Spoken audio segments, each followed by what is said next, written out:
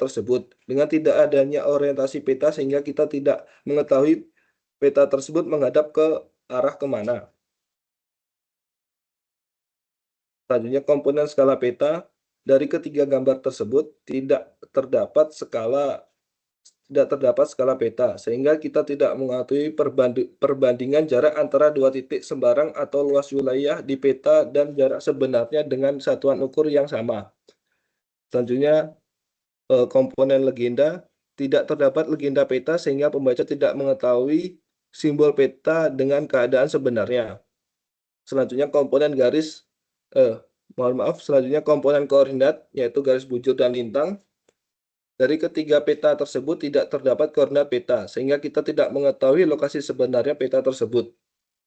Selanjutnya, komponen sumber data dan tahun pembuatan peta. Sudah terdapat sumber data dan tahun pembuatan peta, sehingga pembaca dapat mengetahui waktu dan sumber peta tersebut. Waktu penerbitan dan sumber peta tersebut.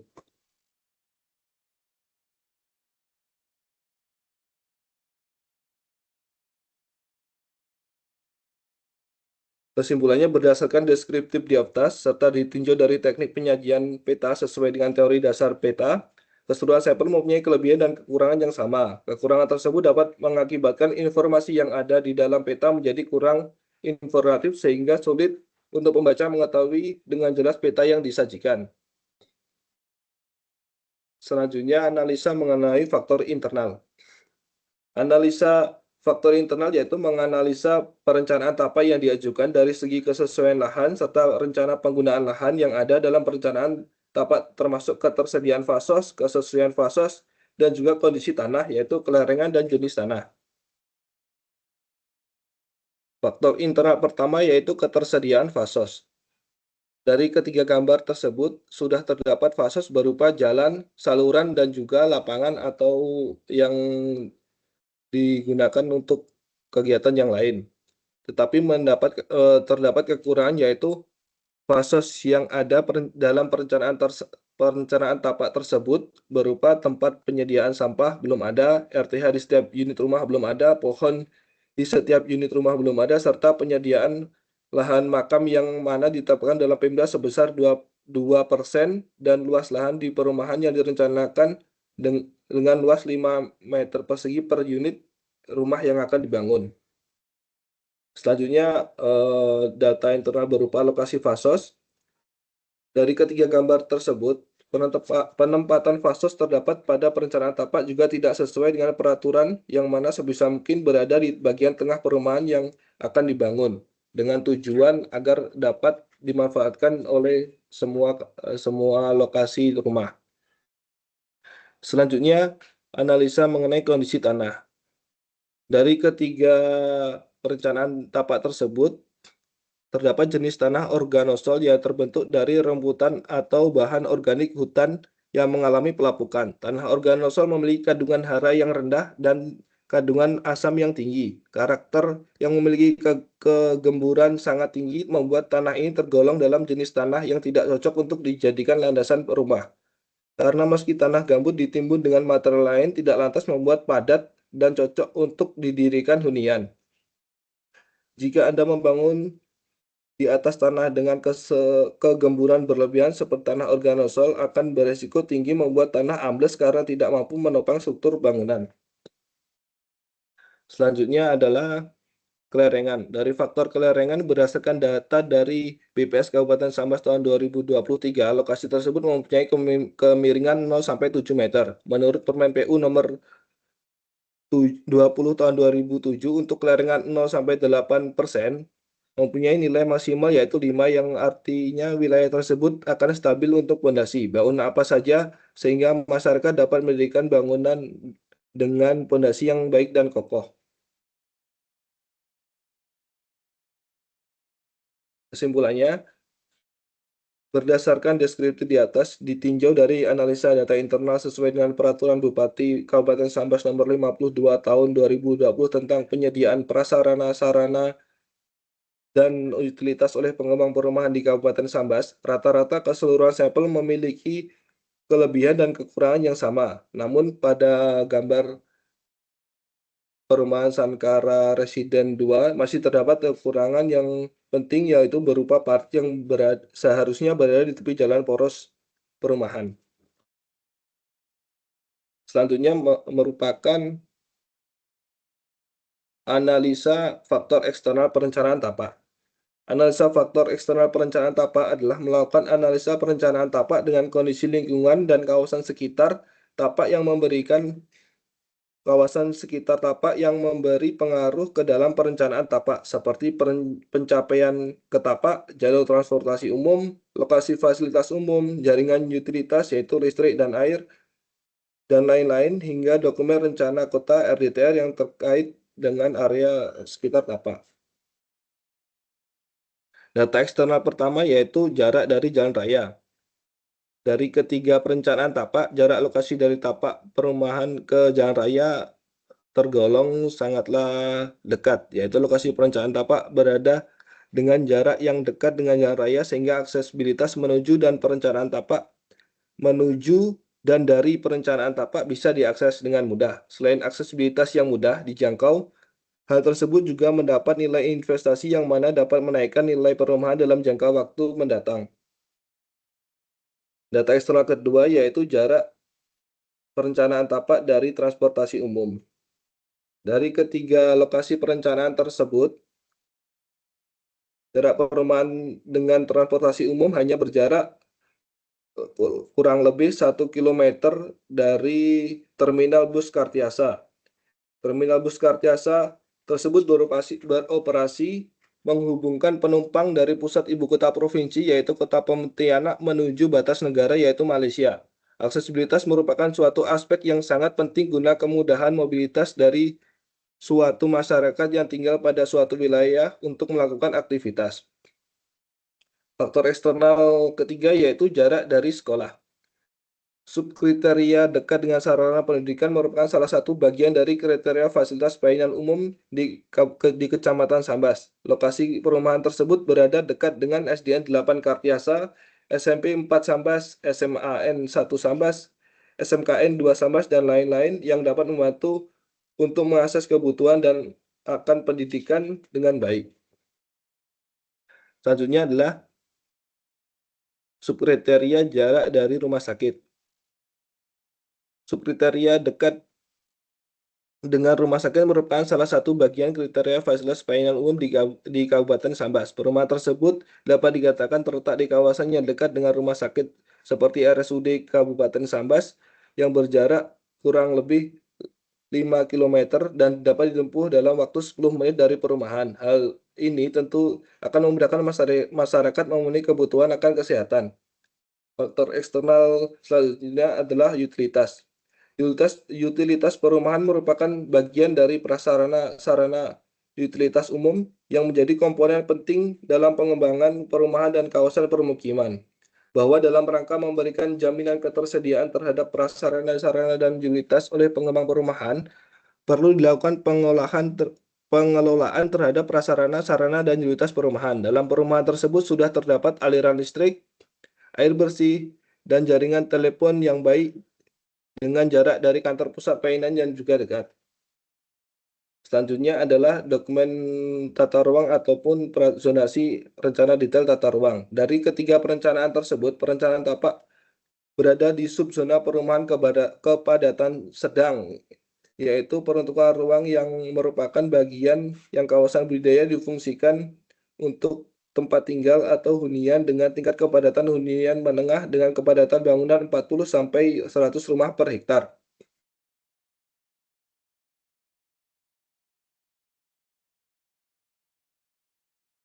Berikut merupakan gambar pengecekan mengenai jarak ke terminal Kartiasa dan juga sekitar 850 meter dan dapat dijangkau dengan 1 menit.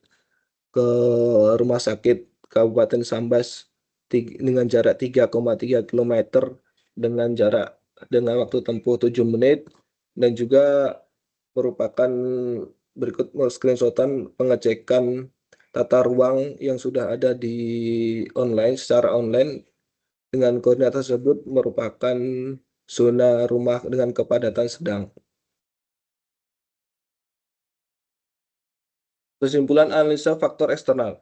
Berdasarkan deskriptif di atas, dapat ditinjau dari analisa data eksternal, keseluruhan sampel mempunyai kelebihan yang sama, ya berupa kemudahan akses ke fasilitas publik, baik berupa akses ke jalan raya, fasilitas pendidikan, fasilitas kesehatan, akses transportasi umum, dan lain-lain, serta kesesuaian terhadap peraturan zonasi rencana detail tata ruang Kabupaten Sambas.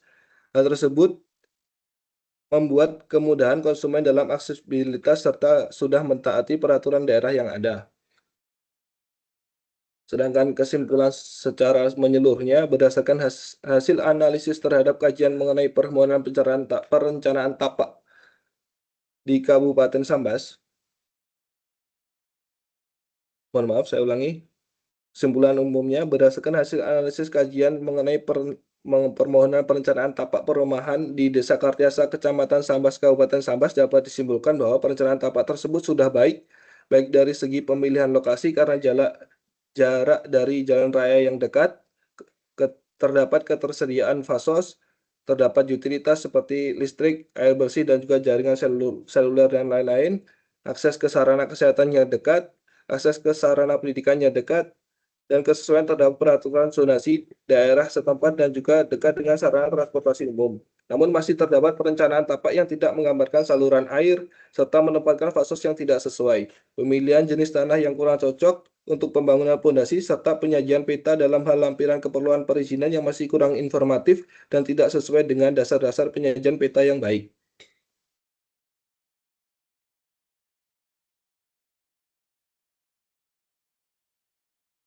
Selanjutnya, saran. Saran pertama, sebaiknya walaupun belum ada peraturan detail tentang tata cara pembuatan dan pengesahan perencanaan tapak tetap harus direncanakan sesuai dengan peraturan yang ada, yaitu Peraturan Bupati Kabupaten Sambas Nomor 52 Tahun 2020 tentang penyediaan prasarana, sarana, dan utilitas oleh pengembang perumahan di Kabupaten Sambas, dan juga memperhatikan faktor internal dan faktor eksternal terhadap tapak yang direncanakan. Keduanya, penyajian peta dalam hal lampiran keperluan perizinan sebaiknya disesuaikan dengan kaidah-kaidah dasar penyajian peta yang baik dan benar agar informasi mudah dipahami oleh pembaca. Ketiganya, agar pemerintah daerah dapat segera menerbitkan peraturan tentang pedoman penerbitan persetujuan perencanaan tapak atau set plan perumahan yang paling tidak meliputi: 1. Pedoman rencana tapak. 2. Tata cara penerbitan persetujuan rencana tapak. Ketiga, penerbitan persetujuan perubahan rencana tapak. Keempat, legalisir. Dan kelimanya, sanksi administratif. Mungkin demikianlah presentasi karya ilmiah saya, dan juga sekalian saja mungkin saya akan memberikan tips untuk teman-teman yang akan mengambil karil, yaitu tips pertama yaitu efisiensi waktu. Jadi karil ini waktunya kan tidak tidak lama seperti itu. Jadi alangkah efektifnya itu kita mengambil topik-topik yang dekat dengan kita, atau linear dengan pekerjaan kita. Apabila teman-teman mungkin masih ada yang belum bekerja, mungkin kita bisa mengambil topik yang kita tertarik pada suatu topik tersebut. Karena dengan tertarik, eh, kita menjadi lebih bersemangat akan mengerjakannya, dan pengetahuan tentang topik tersebut kita akan bertambah. Ketiganya, perbanyak membaca buku dan jurnal. Keempatnya, kita dapat menggunakan metode analisis yang kita kuasai. Jadi apabila kita misalkan kurang menguasai ArcGIS, ya kita sebisa mungkin untuk meminimalisir penggunaan analisa mengenai ArcGIS, seperti itu contohnya. Selanjutnya adalah agar rajin ikut bimbingan dengan dosen pembimbing. Selanjutnya adalah selalu mempunyai rencana cadangan, yaitu kalau bisa itu kita mengambil topik yang judul topik lebih dari satu. Jadi apabila kita bimbingan ke pembimbing, apabila ada koreksi kita bisa mengambil opsi keduanya, seperti itu. Yang ketujuhnya, agar memperhatikan plagiarisme. Mungkin itu saja, Mbak, presentasi dari saya. Terima kasih. Mohon maaf apabila ada kekurangan. Assalamualaikum warahmatullahi wabarakatuh. Waalaikumsalam warahmatullahi wabarakatuh. Baik, terima kasih Kak Eko untuk penyampaian materinya. Sebelum saya sesi bertanya dari teman-teman, saya ucapkan selamat siang Ibu Vita.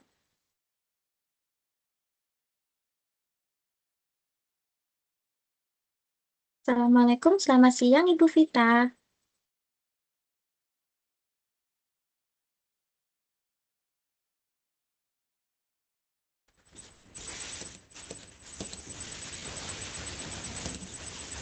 Terima kasih ya Ibu Vita telah meluangkan waktu untuk berpartisipasi dalam acara Space ke-14 ini, Bu. Mohon izin bertanya, Mas Eko, boleh diceritakan sedikit untuk alasan mengapa Kakak memilih topik tersebut? Oh iya, alasan saya mengambil topik perencanaan tapak yaitu, perencanaan tapak tersebut merupakan, kerjaan salah satu bagian dari kerjaan saya sehari-hari, Mbak. Jadi, saya sudah familiar dengan hal tersebut dan saya ingin belajar lebih dalam lagi tentang perencanaan tapak tersebut. Sehingga sekalian saya mengerjakan karir, lah sekalian saya mendapat ilmu-ilmu baru dan pemahaman baru tentang perencanaan tapak tersebut. Ini seperti itu, Mbak Flora. Menarik ya Kak, untuk tertarikannya dari mengangkat topik tersebut. Iya. Mungkin teman-teman ada yang ingin bertanya hal yang berkaitan dengan topik hari ini. Sesi kali ini teman-teman dipersilakan untuk raise hand atau menuliskan pertanyaan pada kolom chat. Nanti akan saya bantu untuk menyampaikan kepada narasumber kami kali ini. Oh ya Kak Eko, sambil menunggu teman-teman bertanya, boleh sharing tidak Kak bagaimana proses mengerjakan karya ilmiahnya dan manajemen pembagian waktunya Kak Eko nih antara bekerja dengan kuliah agar keduanya tetap berjalan secara bersamaan. Sharing waktu pengerjaan, karena saya ingin cepat lulus, jadi saya semangat sekali waktu pengerjaan, Mbak. Itu sebelumnya kan saya tadi sampaikan, kalau bisa kita cari 2 perencanaan gitu. Jadi ada opsi lain, baik itu judul. Oke, cadangan gitu ya Kak. Iya, jadi apabila kita sudah konsultasikan dengan dosen pembimbing ternyata ada catatan atau susah susah dikerjakan, kita menggunakan opsi keduanya, seperti itu. Dan untuk membagi waktu, ya saya biasa manfaatkan waktu di Sabtu Minggu, seperti itu. Karena waktu itu apabila ada koreksi dari dosen pembimbing, nah itu saran saya untuk segera segera dikoreksi agar kita mendapatkan feedback dari koreksian tersebut apakah sudah sesuai atau belum, sehingga progresnya bisa berjalan dengan cepat seperti itu mungkin, Mbak. Kalau boleh tahu dulu bimbingannya setiap hari apa Kak sama dosen pembimbingnya? Eh, waktu itu ada di hari Sistem. kerja juga, di malam hari, kalau nggak salah hari Rabu dan juga hari Minggu malam. Tergantung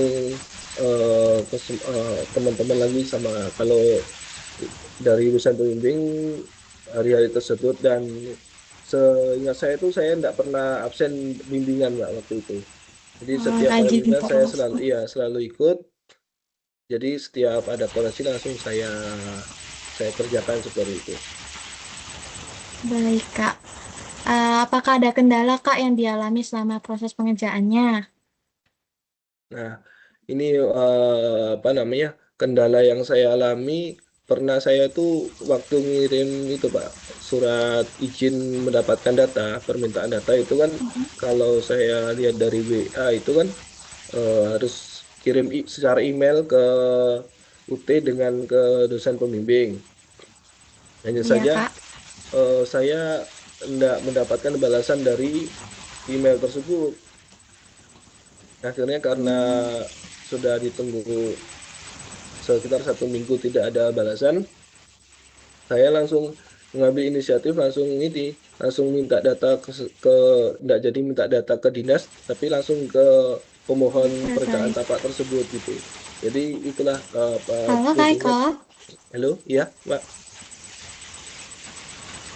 Nah, itu Silakan karena dilanjutkan Kak Eko. iya, karena saya tidak mendapatkan balasan dari email tersebut, sehingga saya langsung enggak jadi minta data ke dinas terkait dan minta data langsung ke opsi kedua tadi, ke pengembang langsung ke pengembang perumahan. Jadi itu adalah salah satu pentingnya kita mempunyai opsi-opsi kedua gitu gitu, Mbak. Jadi saat darurat mungkin bisa digunakan gitu. Jadi kalau ada kendala di A bisa beralih ke Ya, betul. B-nya gitu ya Kak. Ya. Cukup menarik sih Kak. Iya. Saya sampaikan selamat siang untuk Ibu Lintang sebagai selaku dosen pembimbingnya Kak Eko. Selamat siang Ibu Lintang.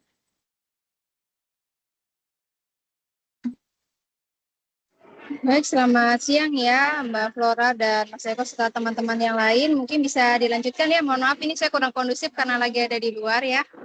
Ya, Bu. Makasih, Bu. Baik Ibu Lintang, terima kasih udah meluangkan waktunya Ibu. Untuk teman-teman mungkin bisa bertanya terkait materi tesis yang berkaitan yang telah disampaikan oleh Kak Eko. Barangkali teman-teman yang akan melanjutkan karir di semester depan bisa mengambil topik yang sama, mungkin bisa sebagai referensi ke teman-teman. Karena si Kak Eko udah berpengalaman dan dia lolos dalam karya ilmiah pada semester lalu. Mungkin silakan teman-teman. Untuk pertanyaan Kak Ridwan, materinya bisa di-share. Nanti untuk materinya ini saya jawab ya Kak. Biasanya tuh di-share melalui YouTube-nya Prodi PBK UT official, ada di YouTube-nya Kak. Biasanya di hari kedua atau hari satunya setelah itu bakal di-share kok Kak. Mungkin ada pertanyaannya teman-teman. Sebelum kita akhiri ini, sebagai referensinya teman-teman nih, biar ada pandangan mengenai apa topik yang akan diambil pada real semester depan. Silakan teman-teman.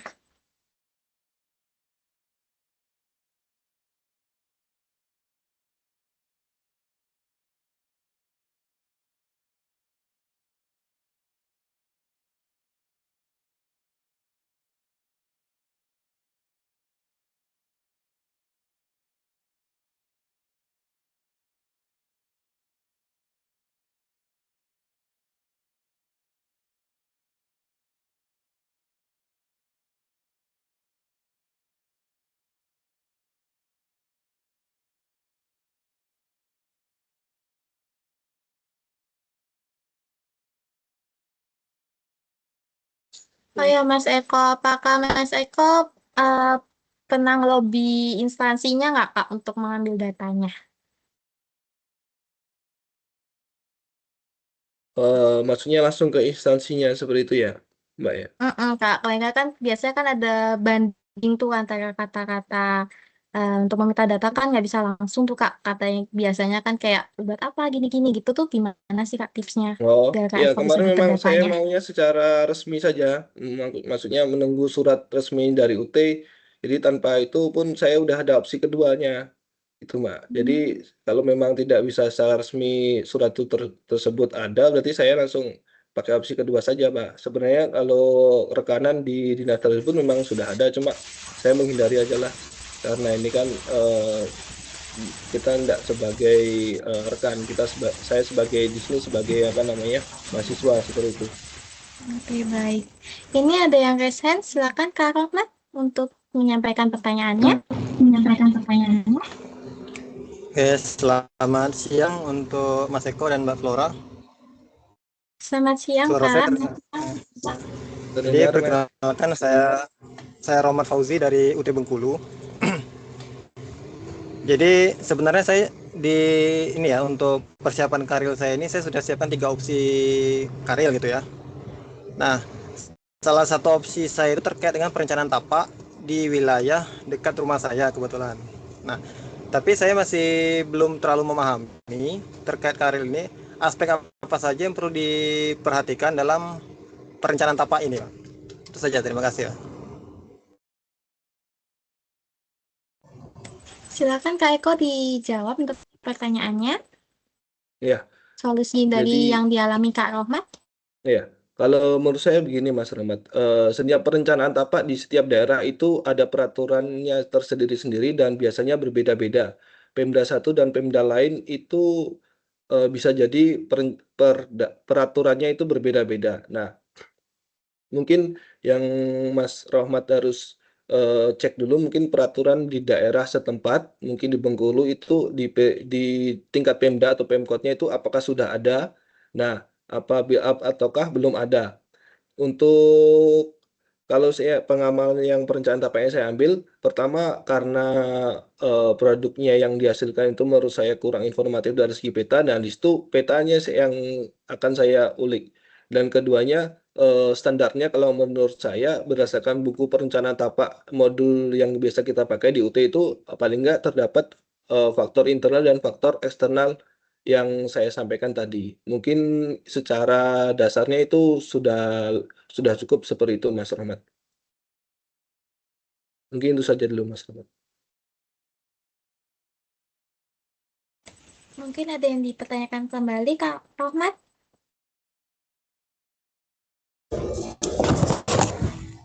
Berarti kita harus menyesuaikan antara kondisi di lapangan dengan peraturan yang ada gitu ya Kak ya maksudnya? Nah, betul. Kalau menurut saya lebih bagusnya seperti itu karena kalau kita sudah sesuai dengan peraturan itu sesuatu yang udah paling yang tepat gitu kan seperti itu.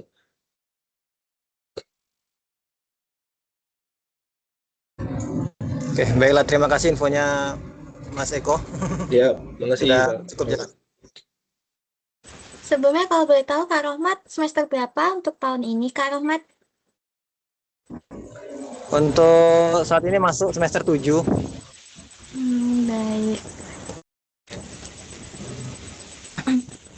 Berarti ini bisa jadi bahan referensinya Kak Rohmat nih untuk karirnya Kak Eko nih yang disampaikan. Oke, selanjutnya saya mau bertanya kepada Kak Eko, boleh ya Kak? Iya, silakan Mbak. Apa ada hal yang paling berkesan dan tak terlupakan selama proses penyusunan karirnya Kak? Hal yang paling berkesan apa Kak kalau boleh tahu? Yang paling berkesan mungkin yang masih diingat ya waktu kita bimbingan malam-malam itu kan Mbak ya. Waktu udah habis kerja kita capek itu masih harus bimbingan dan juga harus revisi lagi. Dan itu kebetulan saya mendapatkan dosen pembimbing yang lumayan yang cukup aktif. Terima kasih Bu Lintang. Jadi walaupun di luar forum bimbingan secara resmi, beliau masih membuka kesempatan dalam WA personal seperti itu sehingga karirnya bisa berjalan dengan lancar seperti itu, Mbak. Baik.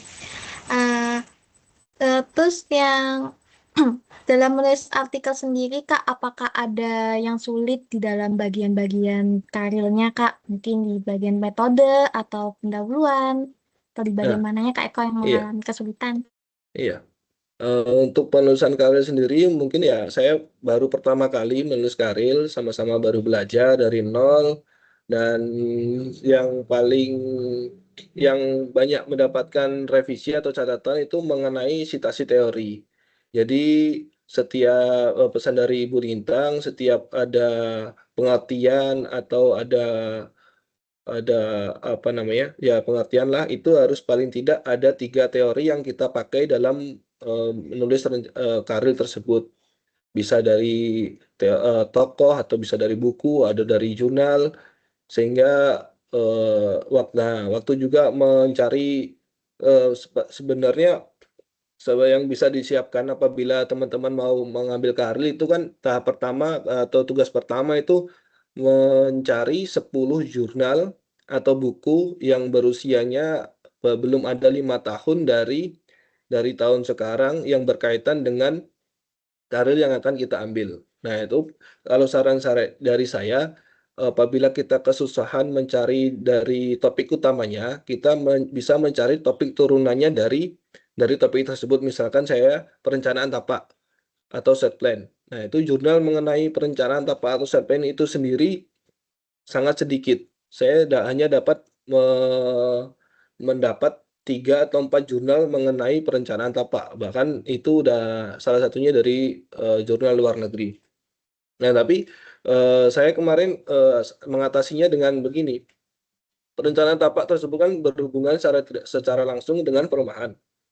Jadi dan juga perencanaan wilayah dan juga jadi saya bisa mencari jurnal juga tentang perumahan atau jurnal tentang perencanaan wilayah yang mana secara tidak langsung atau langsung berhubungan dengan perencanaan tapak itu sendiri sehingga kita dapat mendapatkan 10 referensi jurnal sesuai dengan tugas yang diberikan. Ini seperti itu. Oke, baik. Mungkin teman-teman ada yang mau bertanya kembali seperti Kak Rohmat atau lainnya, dipersilakan untuk raise hand atau men-share komentar pada kolom chat. Oke, selanjutnya saya mau nanya lagi ke Kak Eko sebelum teman-teman menuliskan pertanyaan nih. Kak Eko menyusun ini dari sejak kapan Kak, kalau boleh tahu? Apakah selama dimulainya karir atau sebelumnya dimulai karir Kak? Ya, mungkin saya jawab dulu. Untuk menyusunnya memang saya benar-benar nol dari dimulainya karir ini, Mbak. Jadi saat semester 7, kebetulan saya udah semester 7 tahun ini dan sudah semester akhir.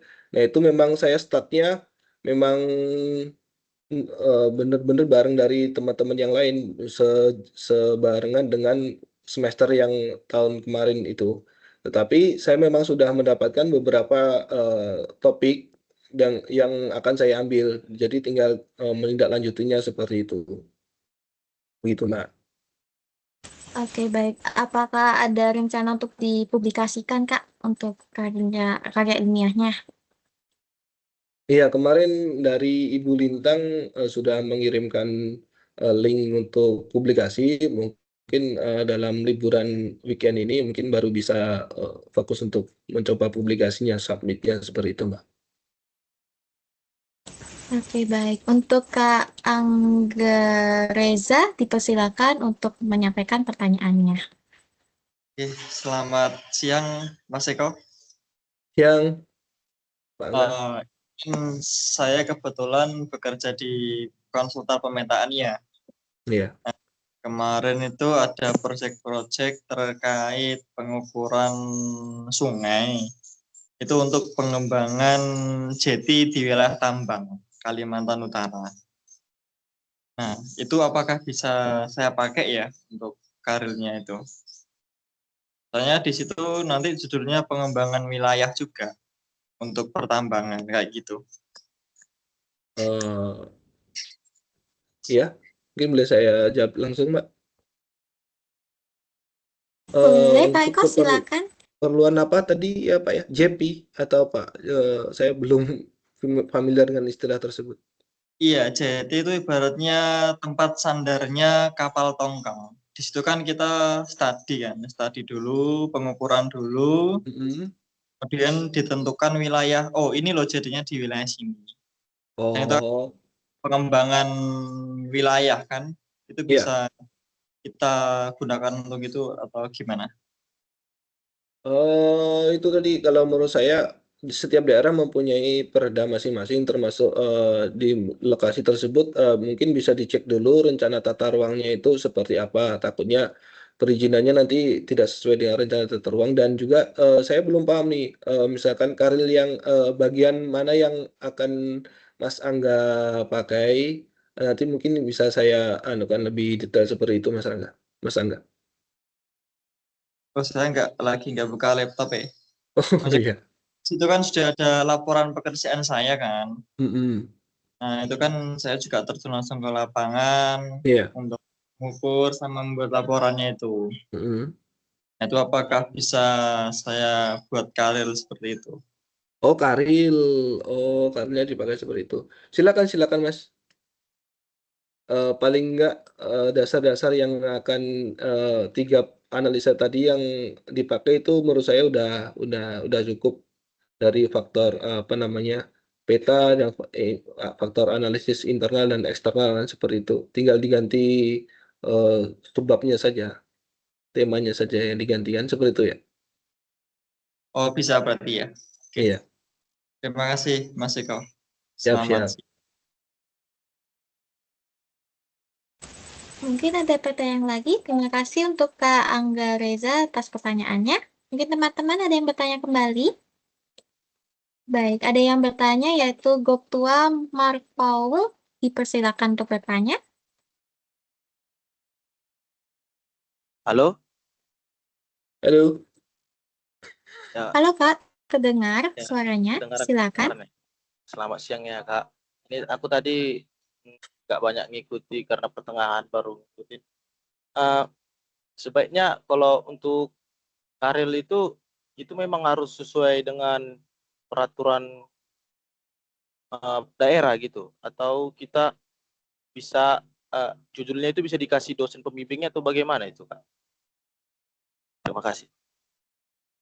Oh iya, jadi begini Pak atau Bang Ketua Marpaung, Karil itu kan paling nggak kita kalau apa namanya, kan kita menggunakan tinjauan pustaka atau dasar-dasar yang kita pakai untuk analisa itu menggunakan apakah menggunakan teori buku kah atau teori karya apa namanya jurnal kah atau karya ilmiah lain. Nah kebetulan yang sebab saya pakai itu lebih mudahnya menganalisa dengan peraturan daerah yang ada di lokasi tersebut karena lebih dekat dan lebih linear seperti itu. Sebenarnya bisa kalau kita menggunakan teori-teori buku, cuma lebih ke arah kita, tujuan karir kita ke arah kemana, seperti itu. Ini seperti itu, Bang Ketua Marpau. Jadi tidak harus menggunakan peraturan juga.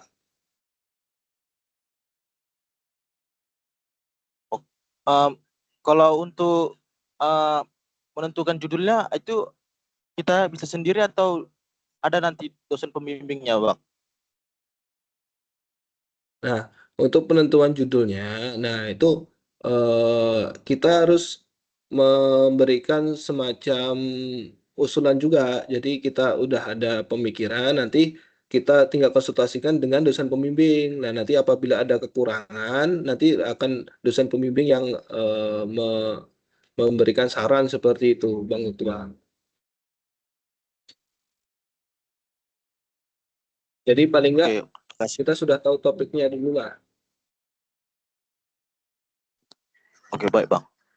Siap, siap. Ada pertanyaan kembali teman-teman yang berkaitan dengan topiknya Kak Eko atau mungkin rencananya ke depannya Kak?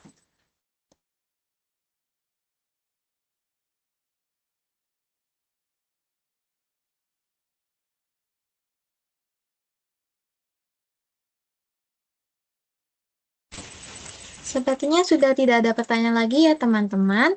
Saya sampaikan terima kasih Kak Eko atas jawaban dari pertanyaan teman-teman dalam acara Space hari ini. Sebelum melanjutkan ke penutupan, mungkin ada yang hal ingin disampaikan oleh Kak Eko untuk teman-teman di sini. Nah, cukup Mbak tadi udah tips di dalam tips-tips tadi Oke, tidak ada tambahan lagi Kak Eko? sudah cukup. Baik, untuk saya sampaikan, saya persilakan untuk Ibu dosen, apabila ada yang ingin ditambahkan atau disampaikan sebelum penutupan, saya persilakan untuk Bu Ulul terlebih dahulu. Silakan Ibu Ulul. Oke, baik. Terima kasih ya, Mas Eko, yang telah berkenan dalam membagikan atau sharing gitu ya kepada teman-teman terkait dengan kegiatan atau hasil karya yang memang sudah dilakukan begitu ya. Nah, ini teman-teman, mungkin untuk teman-teman yang lain, jadi ya tadi sudah banyak disampaikan oleh Mas Eko tips-tipsnya juga sharing-sharing bagaimana struggle-nya Mas Eko dalam menyelesaikan karir ini karena memang kuliah sambil bekerja gitu ya sudah menjadi tanggung jawab yang memang harus sama-sama dikerjakan gitu ya, harus bisa membagi waktu. Tadi Mas Eko sudah menceritakan bagaimana perjuangannya dalam membagi waktu antara kuliah dan juga kerja, dan karir ini memang nantinya berbeda dengan studio. Kalau studio mungkin kan rame-rame. Nah, ini kan sendiri-sendiri. Jadi memang harus benar-benar disiplin gitu ya, nggak bisa lagi mengandalkan teman-teman anggota yang lain. Jadi emang harus berjuang sendiri. Nah, kemudian tadi Mas Eko sampaikan bahwasanya memang harus disiapkan dari awal begitu ya. Terus harus punya beberapa plan sehingga nanti kalau misalnya plannya mungkin agak kurang sesuai gitu ya, bisa diubah gitu. Jadi punya alternatif lain. Kemudian yang saya simak dari apa yang disampaikan Mas Eko adalah bagaimana struggle-nya beliau, rajinnya beliau bimbingan dengan Bu Lintang pada saat itu sebagai pembimbingnya, sehingga memang bisa lancar dan bisa lulus di semester kemarin begitu. Mungkin nanti saya akan coba share di kolom chat. Jadi ada teman-teman mungkin bisa mempersiapkan diri lebih awal kalau memang butuh diskusi dengan Bapak Ibu dosen di prodi PWK, insya Allah semuanya sangat terbuka gitu ya. Teman-teman Bapak Ibu dosen punya kepakarannya masing-masing. Jadi kalau misalnya teman-teman ingin berdiskusi, boleh diskusi. Oh ya, misalnya saya lebih tertarik ke tata guna lahan. Siapa nih dosen yang punya preference bidang riset penelitian kepada bidang tata guna lahan? Nah, bisa berdiskusi dengan beliaunya gitu. Itu saja mungkin Mbak Flora yang bisa saya sampaikan. Sekali lagi saya ucapkan terima kasih kepada Mas Eko dan untuk teman-teman yang akan mengambil karir. Selamat berjuang, silahkan dipersiapkan dengan baik. Saya rasa informasi seperti apa produk karir itu sudah punya gambaran dari apa yang disampaikan Mas Eko. Pedoman juga teman-teman bisa akses pedoman karir. Apa itu karir juga sudah bisa disimak di YouTube PWK, sudah ada sosialisasi dan penjelasan karir itu seperti apa. Silakan mempersiapkan diri dengan baik gitu ya. Kalau bisa bersiap-siap sebelum tutorial dimulai itu akan jauh lebih baik. Jadi nggak nunggu. Karena teman-teman kan mahasiswa mandiri dan sudah dewasa semuanya, jadi nggak perlu disuapin, nanti teman-teman harus aktif sendiri. Itu saja Mbak yang bisa saya sampaikan, kurang lebihnya mohon maaf. Wassalamualaikum warahmatullahi wabarakatuh. Waalaikumsalam warahmatullahi wabarakatuh. Terima kasih Ibu Ulul atas penyampaiannya dan masukan bagi teman-teman dan untuk Mas Eko. Selanjutnya saya persilakan untuk Ibu dosen Vita, apabila ada yang ingin ditambahkan atau disampaikan sebelum saya lanjutkan ke dalam penutupan. Silakan Ibu Vita.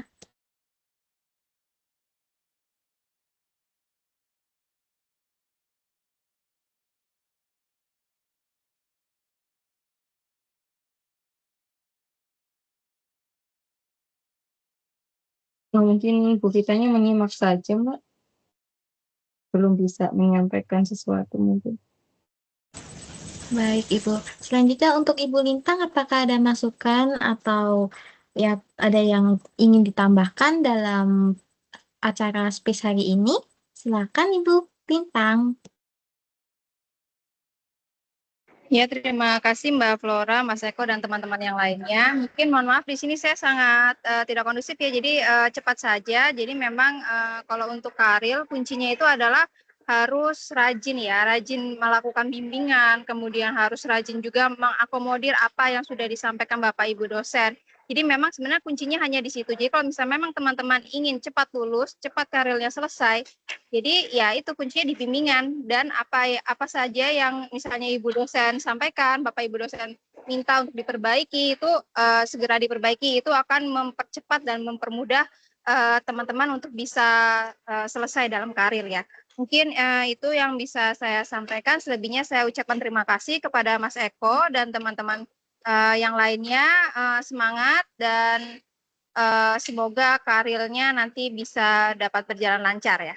Mungkin itu yang bisa saya sampaikan ya Mbak Flora. Terima kasih Mbak Flora. Baik, terima kasih Bu Lintang atas masukan dan partisipasi hari ini Bu Lintang.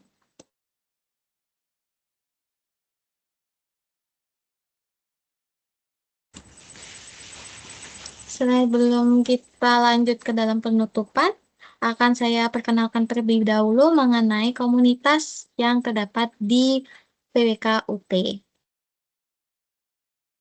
Mohon izin untuk share screen terlebih dahulu ya teman-teman.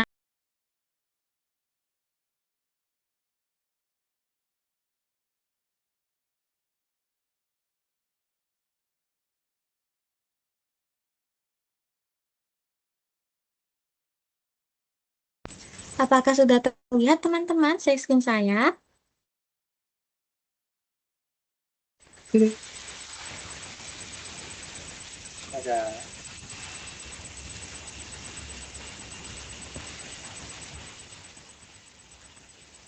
Baik, ini saya perkenalkan terlebih dahulu bagi teman-teman yang ingin mempersiapkan karir lebih awal, dengan cara kalian bisa bergabung dengan komunitas karya ilmiah PBK UT atau yang disingkat sebagai Kiprah UT. Pada komunitas ini merupakan forum yang disediakan bagi mahasiswa yang mahasiswa yang ingin memulai lebih awal karirnya untuk meningkatkan kemampuannya dalam menulis secara baik dalam bentuk karya ilmiah ataupun esai dan sebagainya. Kiprah UT ini di bawah bimbingan oleh Bu Ulul Hidayah dan akan dibuka secara pendaftaran setiap semesternya. Silakan di-follow IG kami, teman-teman, Kiprah UT untuk mendapatkan informasi lebih lanjut mengenai komunitas ini.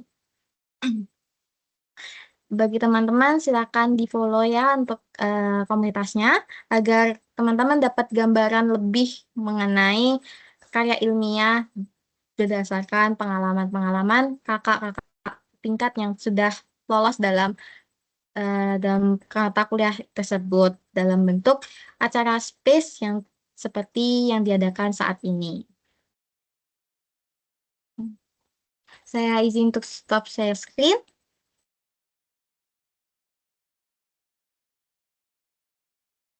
Untuk sesi selanjutnya yaitu sesi dokumentasi, dan dimohon untuk teman-teman on cam semuanya agar saya dapat melakukan screenshot sebagai bukti mengenai kegiatan hari ini. Silakan teman-teman untuk on cam.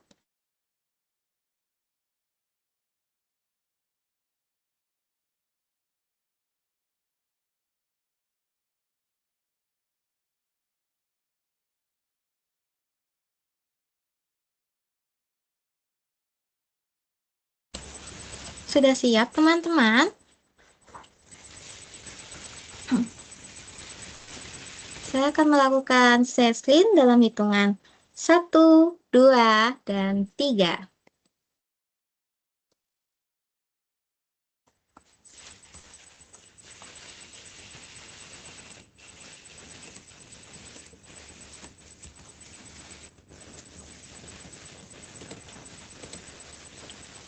Untuk selanjutnya, saya share screen untuk layar selanjutnya ya. Sudah siap? 1, 2, dan 3.